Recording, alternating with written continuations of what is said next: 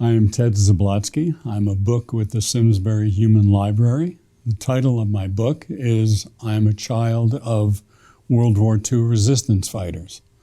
What that means is that during World War II, my parents lived in Belarus, and the Germans invaded, and their lives changed forever. These are the stories of how they survived that time and how I came to be here in the United States. So Belarus is a country between Lithuania, Poland, and Russia. My parents were from that area. It's about 100 kilometers from Vilna in Lithuania. The town my mom was from was called Lida, L-I-D-A. My dad from a small village outside. They were married right before the war started, like in 1939. In 1941, the Germans firebombed the town and then sent troops in. The first night, they rounded up all of the Jewish leaders and killed them. And over the next few weeks, all the rest of the Jews in town and from surrounding areas were put into a ghetto. For those who don't know, a ghetto is a walled-off area. It's like a city that becomes a prison. No in, no out, guards and fences all the way around it. My dad was probably around 20, my mother about 18, and he was a big, strong guy. And his job in the ghetto was to walk around every morning with a wagon and a barrel and a shovel to clean up the people that had been killed overnight and left in the streets. Sometimes those were people he knew. Once it was a young cousin of his who was a baby, and that child had been killed in a very brutal way. So that's what his life was like. His mother was in the ghetto. My mother's parents and her brother were also in the ghetto. My father's mother passed away, that winter from malnutrition. My dad had been on his own really since he was 11 because his father passed away. And he had been in various businesses and had a lot of connections and spoke several languages and knew that there was no future in the ghetto. This was not going to end well for anyone. So he and my mom escaped the ghetto and went into the woods, very dense forests in that area.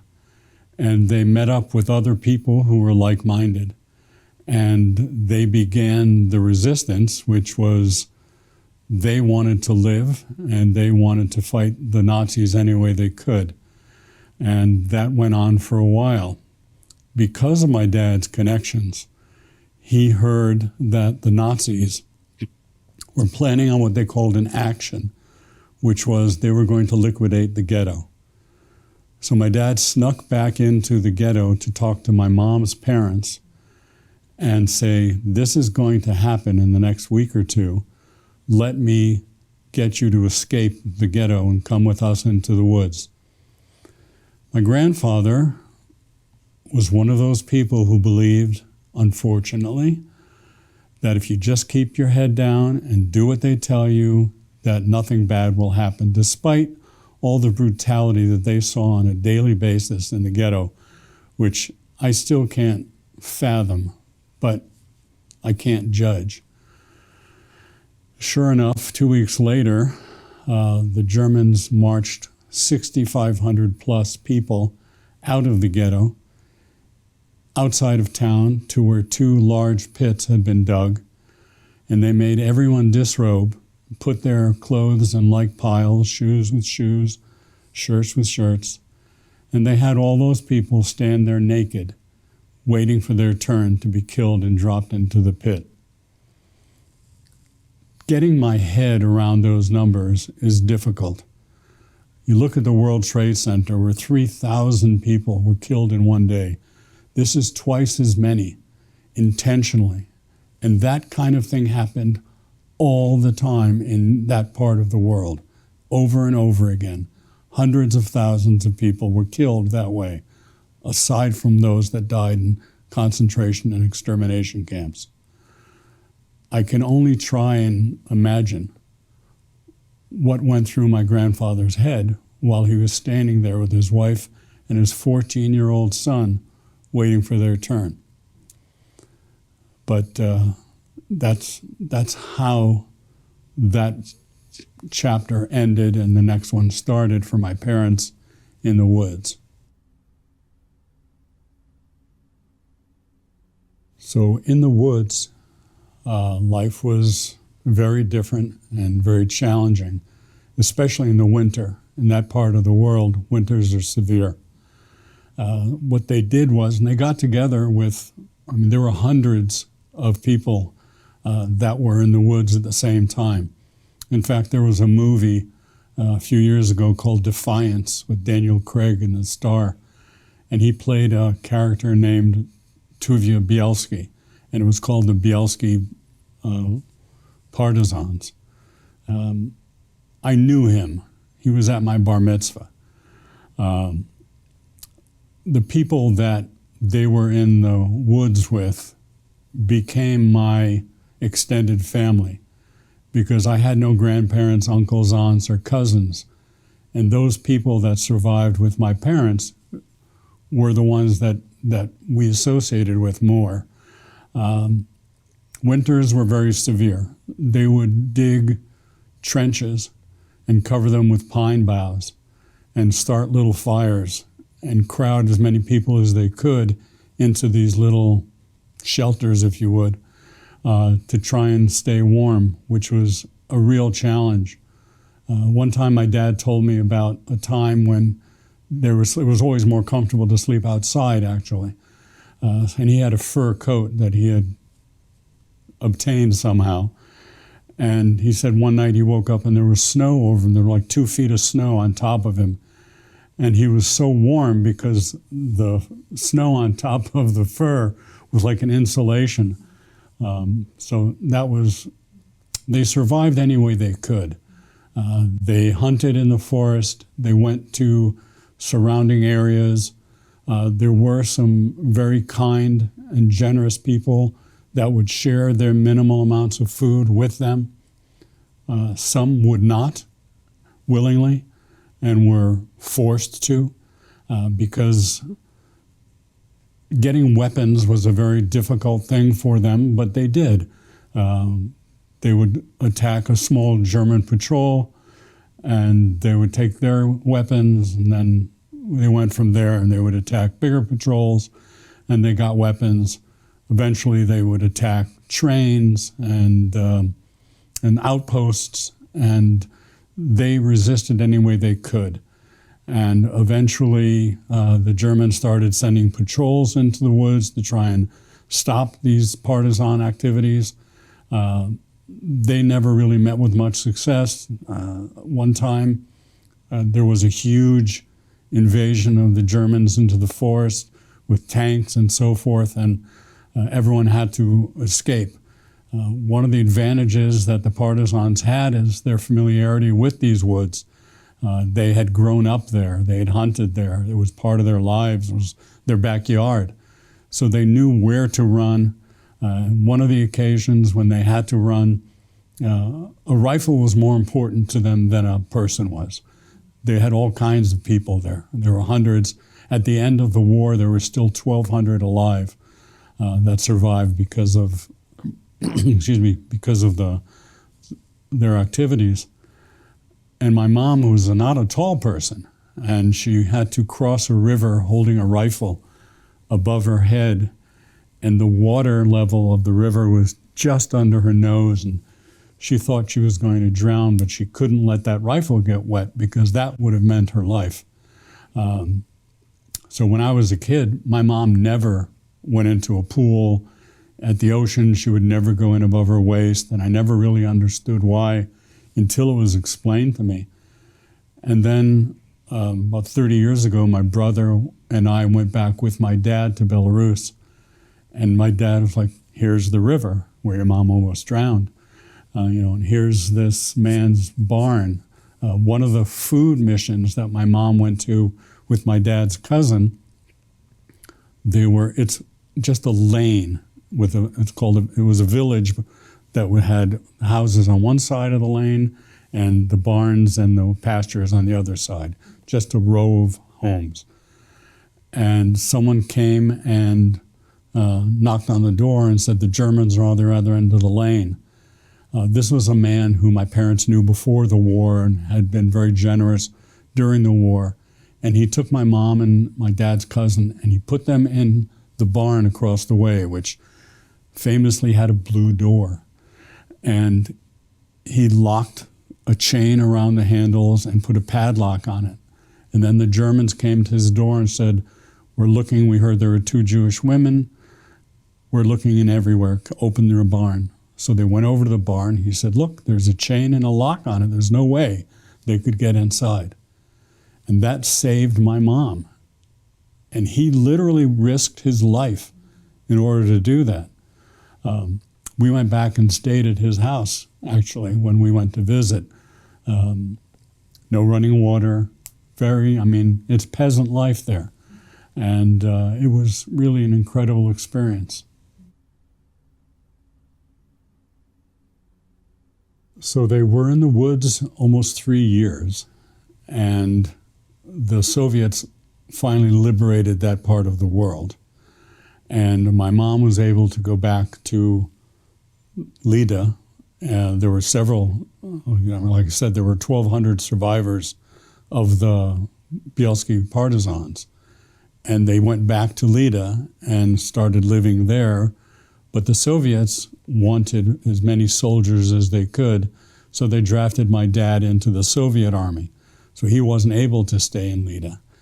He went into the Soviet army, fought the Germans with the Soviets, was wounded, and they took him to a hospital in Moscow.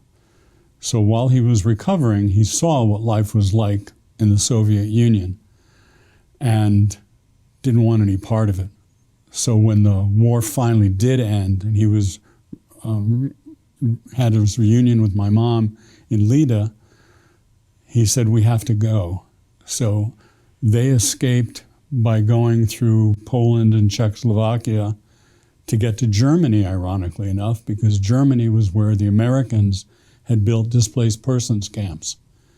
He didn't want to be under the Soviet rule, so they went to Germany.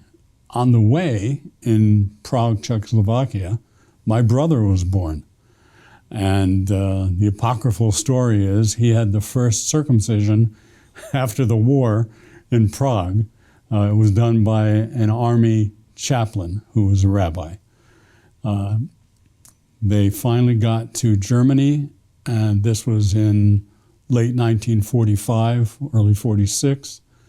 They got to the displaced persons camp, and they were there for 3 years until the paperwork came through. And the Americans, to their credit, tried as much as they could to reunite people with families or people who could sponsor them. And they would send people to Israel, to Canada, to Argentina, to Mexico. And they found my dad had a cousin living outside of Boston. And they communicated with him. And there were no phones, there was no internet. They would send letters and telegrams. And thankfully, his cousin agreed to sponsor my mom, my dad, and my brother to come to Boston. And his first job when he got here was to sweep floors in a butcher shop. My dad was clearly a survivor and an entrepreneur, and he watched very carefully the butchers, and he learned how to cut meat himself.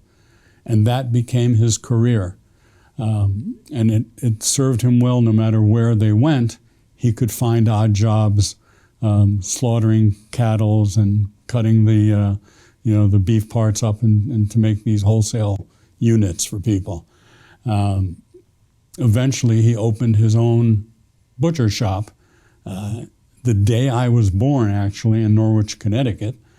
He opened his store, so we always thought I was very good luck, which I didn't mind. And they lived in Chelsea for several years, and then They were moved to Connecticut because the Korean War had come out, and the only way to get a deferment in those times was to be a farmer.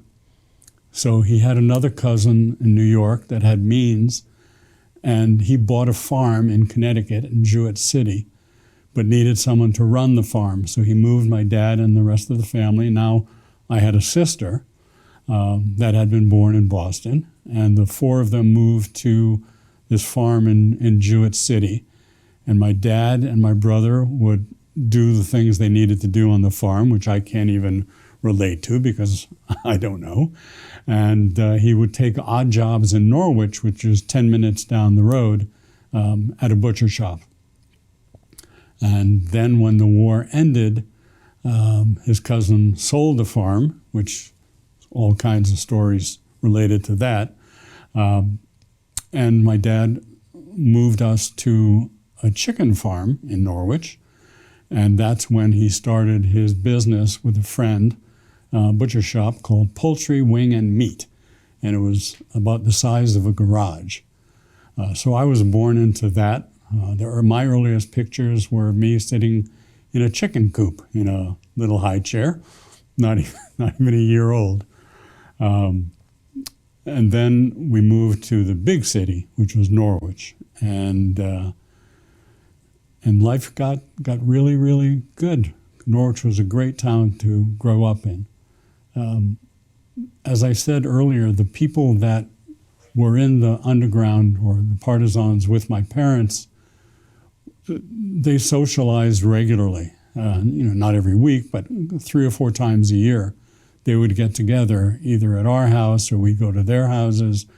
And once a year, there was a reunion of the whole group that happened in New York that my parents used to haul us to, and I really, really didn't like that. But looking back now, I'm very grateful that they did, and that organization is still meeting every year, run by second, third, and now fourth generation survivors. The last couple of years we had to meet by Zoom, but we're still meeting. And when they would get together, it was always the same story. They would start eating food that I found very disgusting. They would drink cheap scotch. I didn't know it then, but now looking back, I know it was. And they would smoke cigarettes and sing songs, and the more they drank, they would start telling stories. And most of the other kids would leave the room during these parts, but I hung around. And I heard things that a little kid probably shouldn't have heard. I have a grandson who's 9 years old. I wouldn't tell him the stories that I heard. And I'm glad that I did hear it because I had a roommate in grad school whose parents were survivors of the concentration camps.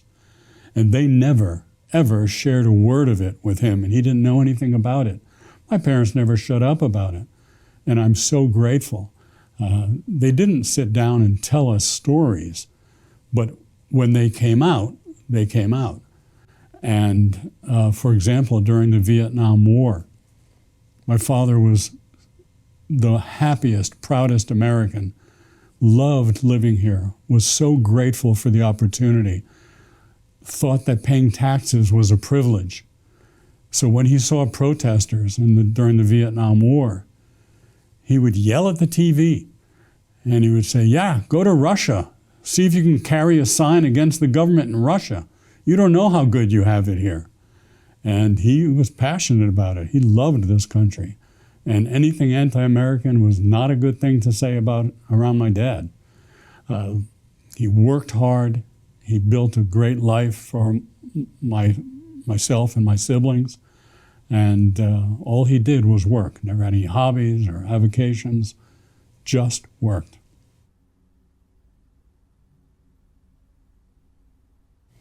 Some of them are pretty graphic. I don't know if you want those. So growing up was, by conventional standards, not normal. I wouldn't consider my parents normal, and my children probably wouldn't consider me normal. And I had problems and issues with my parents and their parenting skills when I was a kid.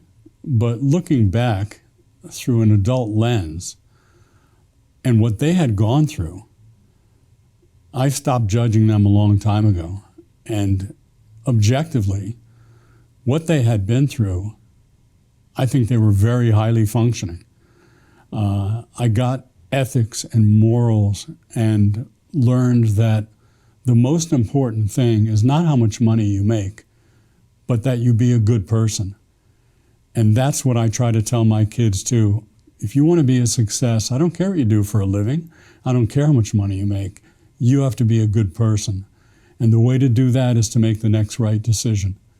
And you know it's right because it feels right. If it's wrong, don't do it. Those are things that I learned from my parents. All they did was work and take care of us. My dad actually articulated to me before he passed away, because he was trying to apologize for not being a good dad, which I argued with him about and assured him that he had been a great dad. But he felt that he could either be a good provider or a good father, and he couldn't do both. He didn't think he had the bandwidth for it. But this is a man who never had a formal education, couldn't speak English very well. It was one of the 5 or 6 languages that he spoke. He could communicate with anyone. He had a tremendous rapport with his customers. And he established a really successful market in our town. And I was so proud of him because of the man he was. But you could see by looking at my parents that you don't really argue with them. And, it's kind of blunt, but people who have killed other people, albeit in self-defense, are not like regular people. And I wish at the time I could have forgiven them some of their quirks, but I grew up with these stories, and I grew up with nightmares when I was young.